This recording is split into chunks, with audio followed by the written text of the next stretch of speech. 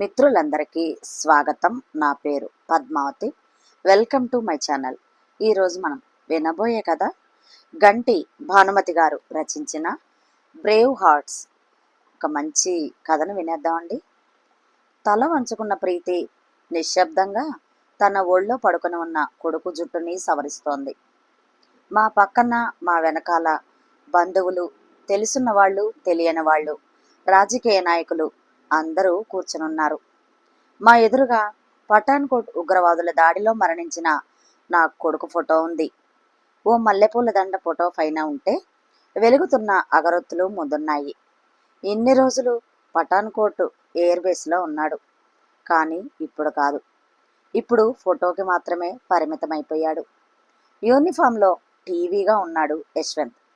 ఆ చూపుల్లో గర్వం, పెదవుల మీద చిరునవ్వు, ఆ నవ్వులో ఒక మెరుపు. అందరూ కొంచెంసేపు కూర్చున్నాక మేము ఉన్నాం అంటూ ధైర్యం చెబుతున్నట్లుగా చేతులు నొక్కి ఒక్కొక్కరే వెళ్ళిపోతున్నారు. ఒక్కసారిగా ఇల్లు ఖాళీ అయిపోయినట్లయింది. అక్కడ ఉండలేక నేను గదిలోకి వెళ్ళి రాజేంద్ర ఫోటో ఎదురుగా నుంచున్నాను. ఇప్పుడు ఆ ఫోటో పక్కన యశ్వంత్ ఫోటో వస్తుంది. ఇద్దరిది ఇదేలాంటి మరణం. తండ్రి కార్గిల్ అయితే కొడుకు పఠాన్కోట్. అలా చూస్తూ ఉంటే ఎన్నో గుర్తుకొస్తున్నాయి. ఒకానొక సమయంలో ఎలా అయోమయంగా ఉన్నానో ఇప్పుడు కూడా అలాగే ఉన్నాను. అలికిడయింది. పక్కకి తిరిగి చూశాను. నా పక్కన కోడలు ప్రీతి 2 ఏళ్లు పూర్తిగా నిండని కొడుకుని ఎత్తుకొని నుంచునున్నది. నేను 15 ఏళ్ల క్రితం ఎలా ఉన్నానో ఆమె కూడా ఇప్పుడు సరిగ్గా అదే కూడలిలో నుంచొని దిక్కులు చూస్తోంది. ఏం చేయాలో తెలియని స్థితి, అయోమయం, అంధకారం. ఇప్పుడు నా కర్తవ్యం ఏమిటి? ఆ రోజున నేను ఎదుర్కొన్న పరిస్థితులు ఆమెకు రాకూడదు. ఆమెకు తన జీవితం మీద పూర్తి హక్కు ఉంది. ఆమె జీవితం, ఆమె ఇష్టం. ఆమె ముందు ముందు ఎక్కడుండాలన్న దాని మీద నిర్ణయం తీసుకునే అధికారం తనకే ఉంది. నేను మా అత్తగారిలా ప్రవర్తించకూడదు. నాకు అత్తగారిలా ఉండడం ఇష్టం లేదు. ఆ హోదా నాకు అక్కర్లేదు. నేను ఓ అమ్మలా ఉంటాను. మా అమ్మ నన్ను కొంచెం తన కొంగు కిందకు లాక్కున్నట్టుగా నేను ప్రీతిని దగ్గరకు తీసుకుంటాను. ఆ తర్వాత ఆమె ఇష్టం. ప్రీతి వాళ్ళ నాన్నగారితో మాట్లాడుతుంది. సరిగ్గా ఇలాంటి దృశ్యం నా కళ్ళ ముందు కదిలింది. ఆ రోజున ఇలాగే నన్ను తీసుకువెళ్ళడానికి అమ్మ వచ్చింది. కానీ అత్తగారు వాళ్ళు నన్ను ఎక్కువసేపు మాట్లాడనివ్వలేదు. పైగా అమ్మని ఓ పక్కకి పిలిచి, మీరేం దిగులు పడకండి, మీ అమ్మాయిని మేము బాగా చూసుకుంటాం. ఈ సమయంలో అమ్మాయిని తీసుకువెళ్ళి మా పరువు తీయద్దు. కొడుకు యుద్ధంలో అలా పోగానే కోడల్ని ఇలా పుట్టింటికి పంపించేసింది అన్న చెడ్డ పేరు నాకు రానివ్వకండి.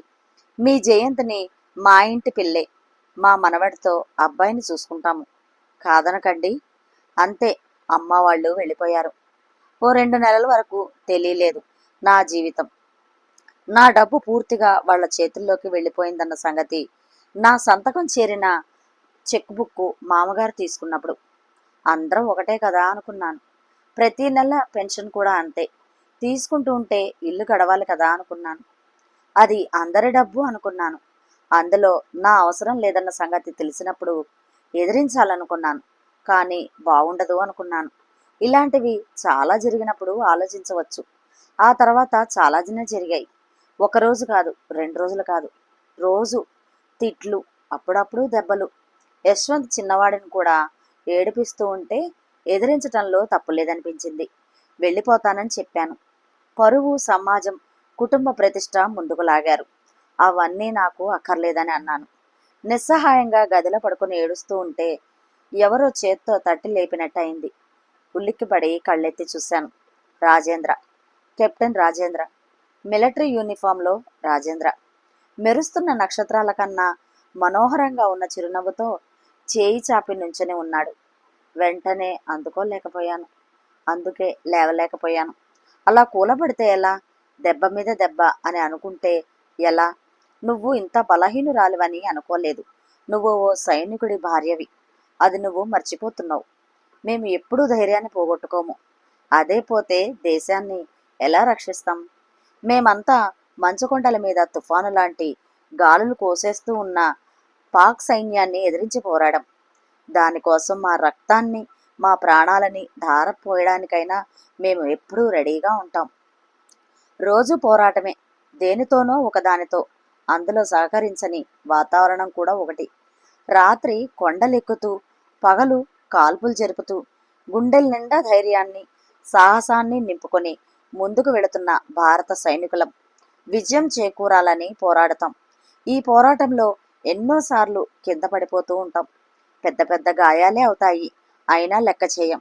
ఎందుకంటే కోట్లాది భారతీయులను రక్షించే బాధ్యత మా భుజాల మీద ఉంటుంది. కానీ నీకున్నది ఒకే ఒక్క బాధ్యత. అది మన కొడుకుది. అదొక్కటే నువ్వు చేయాల్సింది.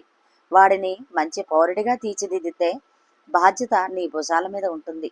ఆ మాత్రం చేయలేవా? వాడిని రక్షించలేవా? ఇలా ఎన్ని రోజులు ఇలా పడుతూ లేస్తావు? చదువుకున్న దానివి, ఇలాగే ప్రవర్తించు. రామాయణం ధర్మం చుట్టూ నడుస్తుంది. మహాభారతం అంతా న్యాయ అన్యాయాల సారాంశం. ఈ రెండు గొప్ప ఇతిహాసాలే. దేనిని అనుసరించాలో తెలియని అయోమయం, సందిగ్ధత, కన్ఫ్యూజన్. మనకి ఇలాంటి సందేహాలు ఉంటాయనే దానిని తీర్చటం కోసం వాటికి సమాధానాలు కూడా ఈ నెల మీదే పుట్టింది. అదే భగవద్గీత. అది నీ కర్తవ్యాన్ని చెబుతుంది. ఓసారి చదువు, నీకే తెలుస్తుందిలే. లే లే, లేవాలి నువ్వు. వర్తమానంలోకి వచ్చాను. చుట్టూ చూశాను. ఎవరూ లేరు. చేయి పట్టుకొని లేపిన రాజేంద్ర గోడకి వేళ్లాడుతూ ఉన్న ఫోటోలోకి వెళ్ళిపోయాడు. అదే చిరునవ్వుతో. గోడకున్న రాజేంద్ర ఫోటోలో నుంచి మళ్ళీ బయటకు వచ్చి ధైర్యం తెచ్చుకో అంటున్నట్లుగా అనిపించింది. నా మీద నాకే జాలి, తెలియకుండానే సానుభూతి పెంచుకుంటున్నాను అని నాకు అనిపించింది. ఇది ఇలాగే సాగితే నా మీదే నాకే గౌరవం పోతుంది. ఆత్మవిశ్వాసం కలిగిన కొందరి చరిత్రే ప్రపంచ చరిత్ర, గొప్పవాళ్ల చరిత్ర అని వివేకానందుడు ఎప్పుడో అన్నాడు. నేను అంత గొప్ప కాకపోయినా కనీసం జీవించటానికి కావాల్సినంత ఆత్మవిశ్వాసమైనా నాలో లేదా? లేదేమో. అందుకే ఇలా నిస్సహాయంగా దిక్కులు చూస్తున్నాను. ఎందుకు? ప్రతి క్షణం ఏం జరుగుతుందో అన్న భయం. ఎన్ని రోజులు ఇలా? ఇప్పుడు కొడుకు చిన్నవాడే, కానీ కొన్ని రోజులకి పెద్దవాడవడా? అవుతాడు. అప్పుడు మంచి చదువు చెప్పించాలి కదా. అప్పుడు డబ్బు కావాలి కదా. కానీ ఇప్పుడున్న విధంగానే రోజులు గడిస్తే ఉన్నదంతా అయిపోయినట్లుగా ఉంది. మరి కొడుకు చదువు ఎలా సాగుతుంది? రాజేంద్ర ఆశయం ఎలా నెరవేరుతుంది? ఆలోచిస్తూ ఉంటే జీవితం 4 రోడ్ల కూడల్లో ఉన్నట్టు ఉన్నది. అన్ని దారులు ఒకదాని తర్వాత మరొకటి మూసుకుపోతున్నట్లుగా అనిపిస్తుంది. నేను ఇక్కడే ఉంటే ఇవేమీ సాధ్యం కాదు. ఈ ఇంటి వాతావరణంలో సాధ్యం కాకపోవచ్చు. రోజు ఏదో రకంగా గొడవలు, వాదనలు, పోట్లాటలు. ఇవి అన్నీ కొడుకు మనసులో పడిపోతాయి. ఇక్కడే పెరిగితే మనుషుల మీద గౌరవం పెరగకపోవచ్చు, మంచి అభిప్రాయం కలగకపోవచ్చు. ఏదైనా జరగకూడనిది జరిగితే రాజేంద్రకి అన్యాయం చేసినట్లు అవదా? అవుతుంది. అది తెలుసు.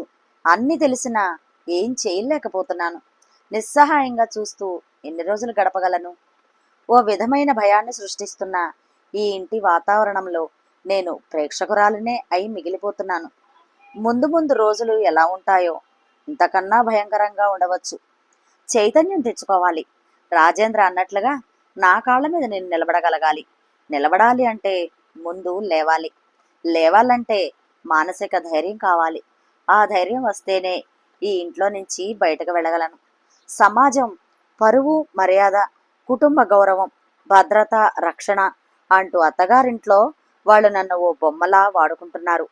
నా భర్త వలన వచ్చిన డబ్బుని అత్తగారు, మామగారు వాళ్లే తీసేసుకున్నారు. వాళ్ళు అడిగినప్పుడల్లా డబ్బు ఇచ్చాను. రాజేంద్ర మరణంతో ప్రభుత్వం ఇచ్చిన డబ్బు మీద మా ఇద్దరికీ ఒకేలాంటి అధికారం ఉంటుందనే అనుకున్నాను. నేను వాళ్ళకి అడిగినంత డబ్బు ఇచ్చాను. కానీ దాని మీద వాళ్ళకి అధికారం ఉండదని తెలిసింది. ఇన్ని రోజులు మరిది కోసం, ఆడబడుచు కోసం, మామగారి కోసం ఇచ్చాను. వచ్చిన డబ్బులో 3వ వంతులు అయిపోయింది. ఇక కష్టం. పూర్తిగా సున్నా చేసుకోవాలని లేదు. ఇన్ని రోజులు ఏదో మొహమాటం, ఏదో భయం. పైగా వాళ్ళకి హక్కు ఉంటుందనే అనుకున్నాను. అత్తగారు అడిగినప్పుడల్లా ఇచ్చాను. ఇంకా ఇవ్వను. మాకు ఒక భవిష్యత్తు ఉంది. అది బాగుండాలంటే ఇంకా ఇవ్వకూడదు. ఇవ్వకూడదు అనుకుంటూనే ఎదిరించాలి. ఎదిరించాలి అంటే నోరు పెట్టుకుని దెబ్బలాడక్కర్లేదు. నిశ్శబ్దంగా కూడా పోరాడవచ్చు. ఎలా చేయాలి? నాకు డిగ్రీ ఉంది, దానితో ఏదో ఉద్యోగం రావచ్చు. ఈ 4 గోడలు దాటి బయటికి వెళితేనే కానీ నాలో నుంచి నేను అసలు బయటకు రాలేను. అప్పుడే కదా నాలో ఏముందో తెలిసేది. అది నాలో ఆత్మనిబ్బరాన్ని, ఆత్మవిశ్వాసాన్ని పెంచవచ్చు. ఇవన్నీ నేను ఈ ఇంట్లో నుంచి బయటకు వెళితేనే వస్తాయి. ఇన్ని రోజులు ఈ చైతన్యం నాలో లేదు. సాహసం లేదు. ధైర్యం అంతకన్నా చేయలేదు. అందుకే కొడుకు భవిష్యత్తు గురించి ఆలోచించలేదు. ఇప్పుడే ఇలా ఉంటే ముందు ముందు రోజులు ఎలా ఉంటాయో, ఇంతకన్నా భయంకరంగా ఉండవచ్చు. ఇంట్లో నేనేం చేసినా వద్దనే వాళ్ళు ఎక్కువ. మంచి స్కూల్లో వేయాలన్న రోజున ఎంత గొడవ జరిగిందో తెలియంది కాదు. రాజేంద్ర ఏం పెద్ద స్కూల్కి వెళ్ళాడని ఆర్మీలో కెప్టెన్ అయ్యాడు. వాడు మామూలు స్కూల్కే వెళ్ళాడు. వాడిని కూడా పక్కనున్న గవర్నమెంట్ స్కూల్కి పంపించు. ఈ ప్రైవేట్ స్కూళ్ళల్లో డబ్బు మాత్రం బాగా లాగుతారు, కానీ ఏమి నేర్పించరు.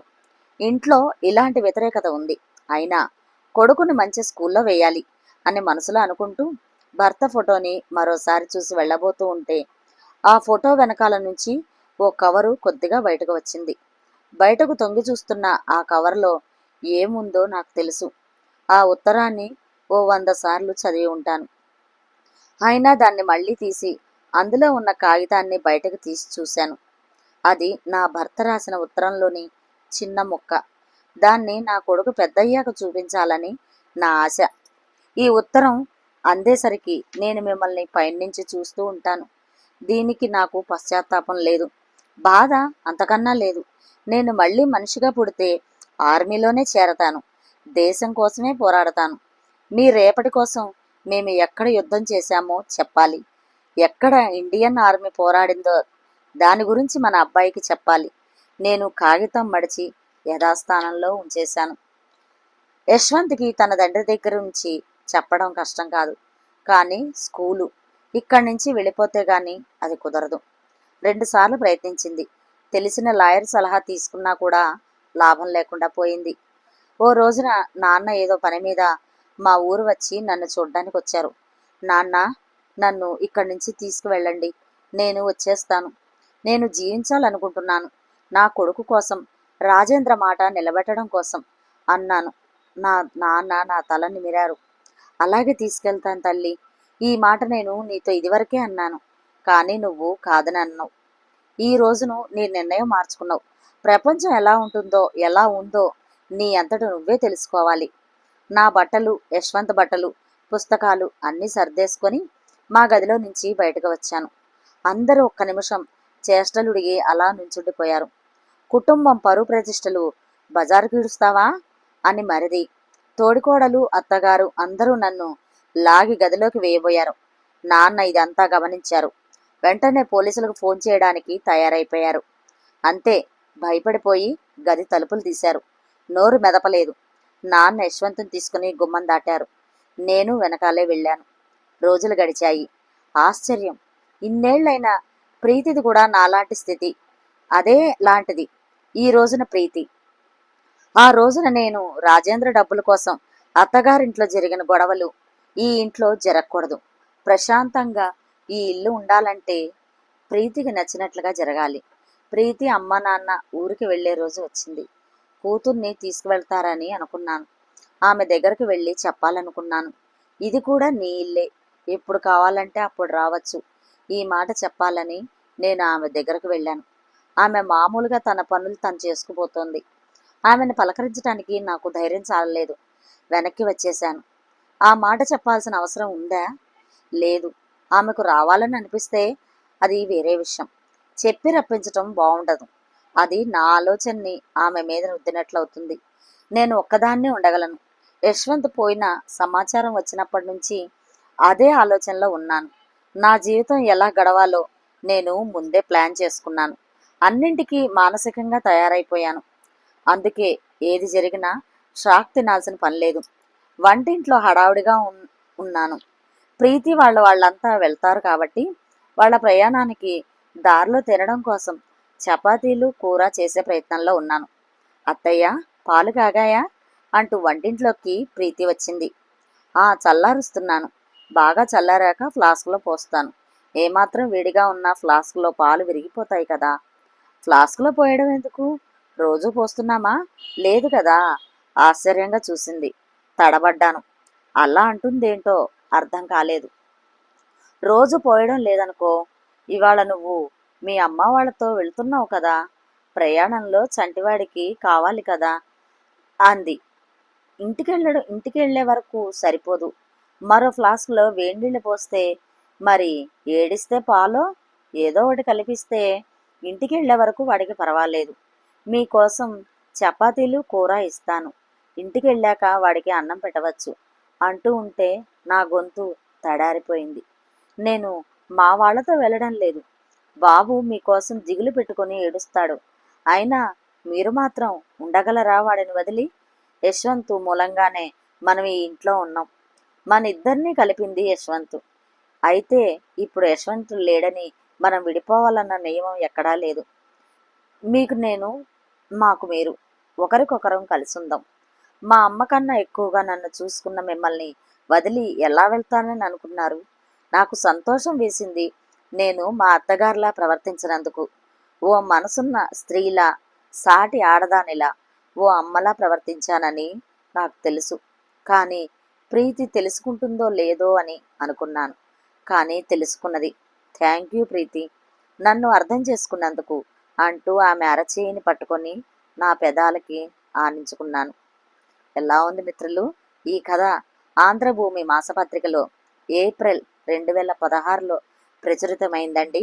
ఈ కథ కనుక మీకు నచ్చినట్లయితే షేర్ చేసి, లైక్ చేసి, సబ్స్క్రైబ్ చేసి నన్ను ఎంకరేజ్ చేయండి. మరొక మంచి కథలో మళ్ళీ కలుస్తాను. Thank you. నమస్తే.